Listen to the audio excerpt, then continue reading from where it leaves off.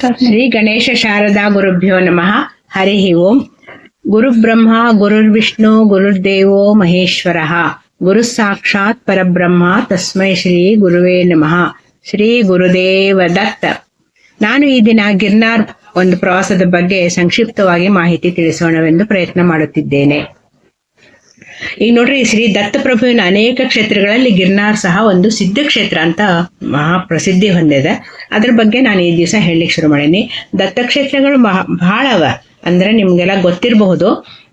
ಕುರುವಪುರ ಅಂದ್ರೆ ಕುರುಗಡ್ಡೆ, ಕದಳಿವನ, ಶ್ರೀಶೈಲದೊಳಗೆ ಕದಳಿವನ ಅದ, ಔದುಂಬರ, ಕಾರಂಜ, ನರಸೋಬವಾಡಿ, ಪೀಠಾಪುರಂ, ಗಾಣಗಾಪುರ, ಕರವೀರಪುರ, ಹೀಗೆ ನಾನಾ ಕಡೆಯಲ್ಲಿಯೂ ಶ್ರೀ ದತ್ತನ ನೆಲೆಸಿ ಭಕ್ತರನ್ನ ಇವತ್ತಿಗೂ ಕೂಡ ಒಂದು ಉದ್ಧಾರ ಮಾಡೋ ಒಂದು ಮಹಾಮಹಿಮ ಕ್ಷೇತ್ರಗಳು ಅನ್ಸ್ಕೊಂಡಾವ ಇವು ದತ್ತನ ಕ್ಷೇತ್ರಗಳು. ಅದರಲ್ಲಿ ಒಂದು ಗಿರ್ನಾರ್ ಅನ್ನೋದು ಬಹಳ ಸ್ವಲ್ಪ ಕಡಿದಾದ ಪ್ರದೇಶ.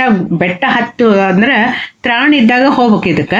ಅದಕ್ಕೆ ಎಲ್ಲರಿಗೂ ಸಾಧ್ಯ ಆಗಲ್ಲ ಅನ್ನೋದನ್ನ ಅಲ್ಲಿ ಹೋದಾಗ ಅದರ ಅನುಭವನೇ ಬೇರೆ, ಅದ್ಭುತವಾದ ಅನುಭವ.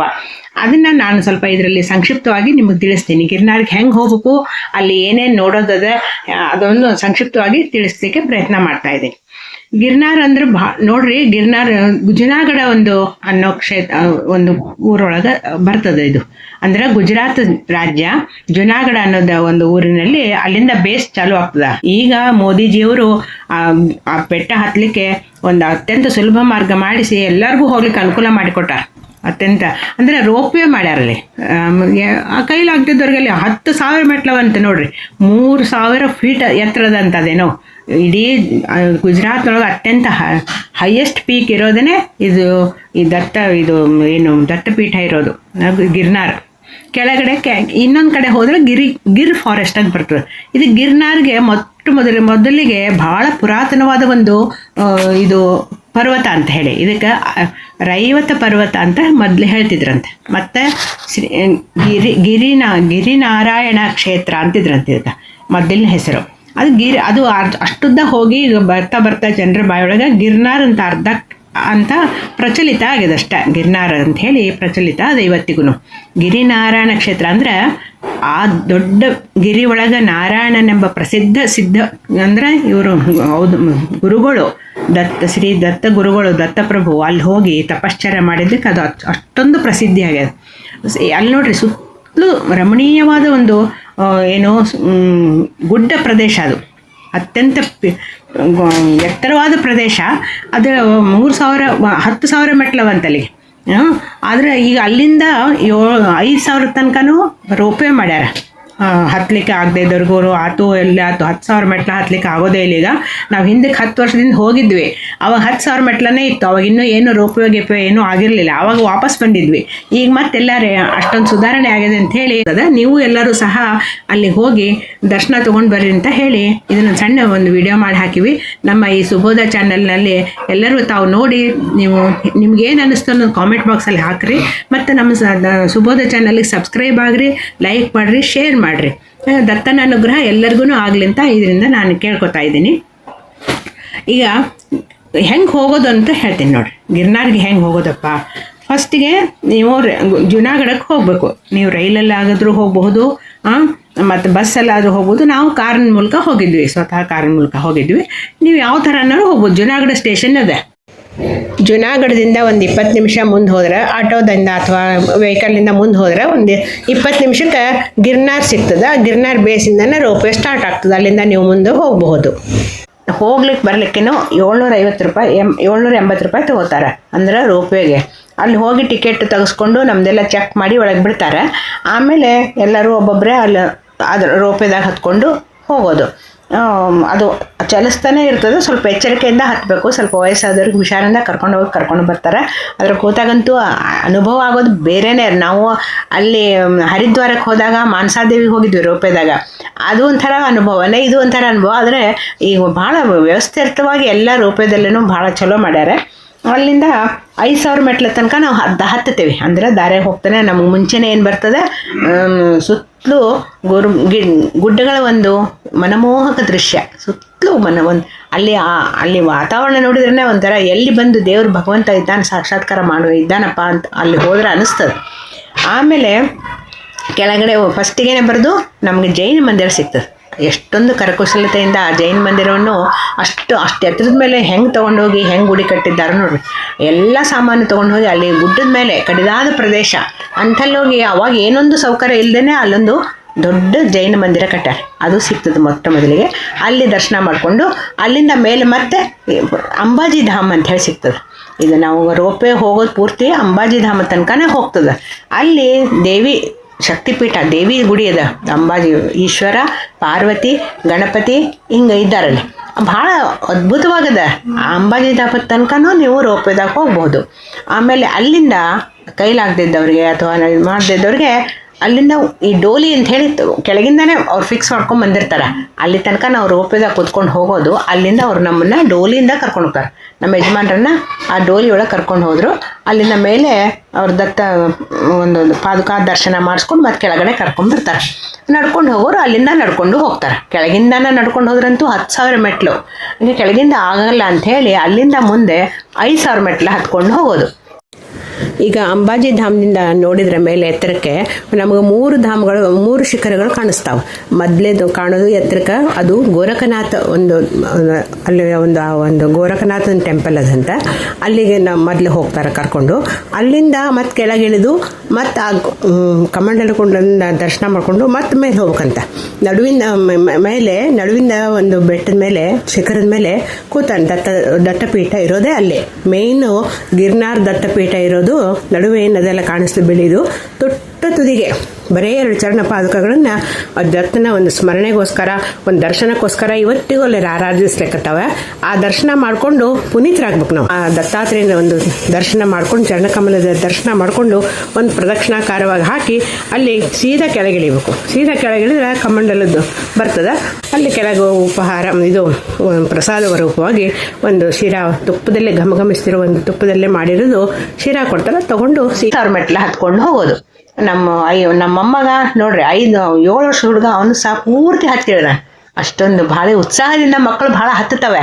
ನಮಗೆ ವಯಸ್ಸಾಗಿತ್ತು, ನಾವು ಹೆಂಗೋ ನಿಧಾನಕ್ಕೆ ಹೋಗಿ ಬಂದ್ವಿ. ದೇವ್ರ ದರ್ಶನ ಭಾಳ ಆಗೋದು ನಮ್ಮ ಪೂರ್ವ ಜನ್ಮದ ಪುಣ್ಯ ಇದ್ರೆ ಮಾತ್ರ ಸಲಭಿಸ್ತದೆ. ಭಗವಂತ ಹಂಗೆ ಅಂತಿಂತಲೇ ಕೂತ್ಕೊಂಡ್ರು ಎಲ್ಲೇ ಹೋಗ್ರಿ ನೀವು, ಅವನ ಅನುಗ್ರಹ, ನಮ್ಮ ಪೂರ್ವಜನದ ಪುಣ್ಯ ಇದ್ರೆ ಮಾತ್ರ ನಮ್ಗೆ ಭಗವಂತನ ಒಂದು ದರ್ಶನ ಆಗ್ಲಿಕ್ಕೆ ಸಾಧ್ಯದ. ನಮ್ಮ ಆತ್ಮಾನಂದ ಆಗ್ತದೆ. ನೋಡ್ರಿ, ಈ ಫೋಟೋದ ಮೇಲೆ ಕೊಟ್ಟಾರ ಅಲ್ಲಿ ಅಗ್ನಿಧ್ವನಿ ಒಳಗೆ ಒಂದೇನು ಕಮಂಡಲ ಕುಂಡ ಅಂತ ಅಲ್ಲಿ ಧಾಮ್ ಅಂತಲ್ಲ, ಅಲ್ಲೇ ಒಂದು ಇವತ್ತಿಗೂ ಅಗ್ನಿ ಉತ್ಪತ್ತಿ ಆಗ್ತಂತ. ಸೋಮವಾರಕ್ಕೊಮ್ಮೆ ಅಲ್ಲಿ ಅಗ್ನಿ ಅಂದ್ರೆ ಜ್ಯೋತಿ ದರ್ಶನ ಆಗ್ತದೆ. ದತ್ತಂದು ಒಂದು ಜ್ಯೋತಿ ಸ್ವರೂಪದಾಗ ದರ್ಶನ ಆಗ್ತಂತ ಹೇಳ್ತಾರೆ. ದತ್ತಾತ್ರೇಯರು ಸಣ್ಣ ಹುಡುಗಿದ್ದಾಗ ಮನೆ ಬಿಟ್ಟು ಬಂದಾಗ ಅಲ್ಲಿ ತಪಶ್ಚರ್ಯಕ್ಕೆ ಬರ್ತಾರಂತ.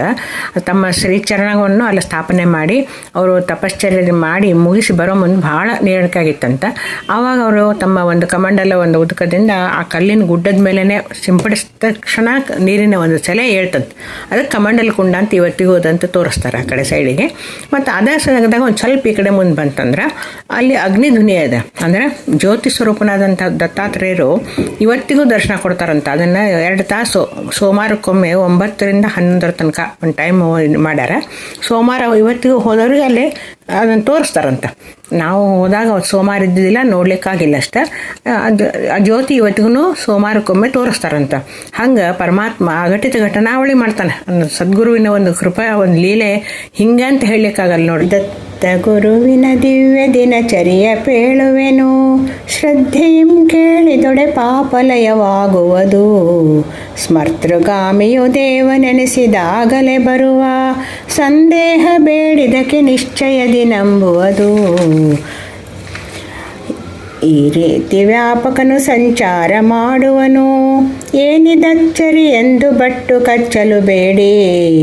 ನೋಡ್ರಿ, ಬೇಕಾದ ಕಡೆಯಲ್ಲಿ ಬೇಕಾದ ವೇಳೆಯಲ್ಲಿ ತತ್ಕಾಲ ಹೋಗುವನು, ಭಾವಿಕರ ಪೊರೆಯುವನು, ಭಕ್ತವತ್ಸಲನೀತ ಕರೆದೊಡನೆ ಬರುತ್ತಿಹನು. ಇದನ್ನು ನೀವು ಪೂರ್ತಿ ಕೇಳಬೇಕು ಅಂದರೆ ಒಂದು ಲಿಂಕ್ ಕೊಟ್ಟಿವಿ, ಅದನ್ನು ಒತ್ತಿಕಿದ್ರೆ ನಿಮಗೆ ಪೂರ್ತಿಯಾಗಿ ದತ್ತಗುರುವಿನ ದಿನಚರಿ ಅನ್ನೋದನ್ನು ಬರ್ತದೆ, ಹಾಕ್ಕೊಂಡು ಕೇಳಬಹುದು. ಇದರಲ್ಲಿ ಅಂದರೆ ಏನು, ಬೆಟ್ಟ ಗುಡ್ಡಗಳಲ್ಲಿ, ದ್ವೀಪಗಳಲ್ಲಿ ಎಲ್ಲ ಕಡೆಗೂ ಸದ್ಗುರುನಾಥ ದತ್ತಪ್ರಭು ತಪಶ್ಚರ್ಯ ಮಾಡಿ ಅಲ್ಲಲ್ಲೇ ಒಂದೊಂದು ನಮಗೆ ಸಿದ್ಧ ಕ್ಷೇತ್ರ ಅಂಥೇಳಿ ಮಹಾಮಹಿಮೆಯನ್ನು ಇವತ್ತಿಗೂ ಸಾರ್ಲಿಕ್ಕತ್ತಾವ. ಅಂತಲ್ಲೆಲ್ಲ ಹೋಗಿ ನಾವು ದರ್ಶನ ಮಾಡಿಕೊಂಡು ಪುನೀತರಾಗಬೇಕು. ಬಾಬಾ ಬುಡನ್ಗಿರಿನೂ ಭಾಳ ಪ್ರಸಿದ್ಧವಾಗಿದೆ. ಅಲ್ಲೂ ಸಹ ಹೋಗಬಹುದು. ಇಂಥ ದತ್ತಕ್ಷೇತ್ರಗಳು ಅನೇಕವ. ಅದ್ರ ನೋಡ್ರಿ ಕರವೀರಮ್ಮ ಕೊಲ್ಲಾಪುರದ ಮಹಾಲಕ್ಷ್ಮಿ ಸ್ಥಳದೊಳಗೆ ಇವತ್ತಿಗೂ ಮಧುಕರಿ ಬೇಡ್ತಾನಂತ. ಸದ್ಗುರುನಾಥ ಮಧ್ಯಾಹ್ನಕ್ಕೆ ಬಂದು ಮಧುಕರಿಗೆ ಬೇಡ್ತಾನಂತ. ದಿನಚರಿ ಒಳಗೆ ಹೇಳ್ಯಾರ. ಆ ದಿನಚರಿನೂ ಈ ಡಿಸ್ಕ್ರಿಪ್ಷನ್ ಬಾಕ್ಸಲ್ಲಿ ಹಾಕಿನಿ, ನೀವು ಪೂರ್ತಿಯಾಗೂ ಕೇಳ್ಕೋಬಹುದು. ಇನ್ನು ಮತ್ತು ಮೇಲೆ ಹತ್ತಬೇಕಲ್ಲ ಗಿರ್ನಾರ್ಗೆ, ನಾವು ರೋಪ್ವೇದಾಗ ಒಂದು 5-10 ನಿಮಿಷದಾಗ ಹೋಗಿ ಮುಟ್ಬಿಡ್ತೀವಿ. 5,000 ಮೆಟ್ಲು ನೋಡ್ರಿ, ಅಷ್ಟು ಟೆಕ್ನಾಲಜಿ ಯೂಸ್ ಮಾಡಿ ಶುರು ಮಾಡ್ಯಾರ. ಟೈಮ್ ಎಷ್ಟು ಬೇಕಾಗ್ತದೆ ಅನ್ನೋದು ಒಂದು ಸಾಧಾರಣ ಒಂದು ಮಾಹಿತಿ ಕೊಡ್ತಾ ಇದ್ದೀನಿ. ಮೇಲೆ ಹೋಗೋರು ಡೋಲಿಗೆ ಹೋಗ್ತಾರೆ. ಡೋಲಿಗೆ ಹೋಗಲಿಕ್ಕೆ ಅಲ್ಲಿಂದ ಕರ್ಕೊಂಬರ್ಲಿಕ್ಕೆ 4-4.5 ತಾಸು ಬೇಕಾಗ್ತದೆ. ಅವ್ರು ಹತ್ತೋರ ಮೇಲೆ ಡಿಪೆಂಡು.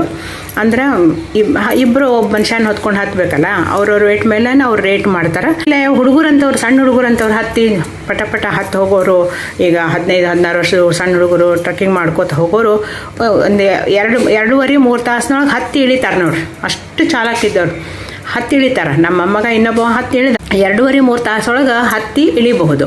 ಇನ್ನು ಅಲ್ಲಿ ಸ್ವಲ್ಪ ಹತ್ಲಾಗಿತ್ಲ ನೋಡಿ ಟೈಮ್ ಪಾಸ್ ಮಾಡಿ ಸ್ವಲ್ಪ ನಿಧಾನಕ್ಕೆ ಹತ್ತಿ ಹೋಗಿ ಬರೋದು ಅಂದ್ರೆ ಹೋಗ್ಲಿಕ್ಕೆ 2 ತಾಸು, ಬರ್ಲಿಕ್ಕೆ 2 ತಾಸು ಹಿಡಿತದೆ. ಹಿಂಗೆ ನೀವು ಹೋಗ್ಲಿಕ್ಕೆ ಒಂದು ಅಂದಾಜು ಟೈಮ್ ಹೇಳಿದೆ ಅಷ್ಟೇ. ನಿಮ್ಮ ಮೇಲೆ ಇದು ನಿಮ್ಮ ಮೇಲೆ ಬಿಟ್ಟಿದ್ದು.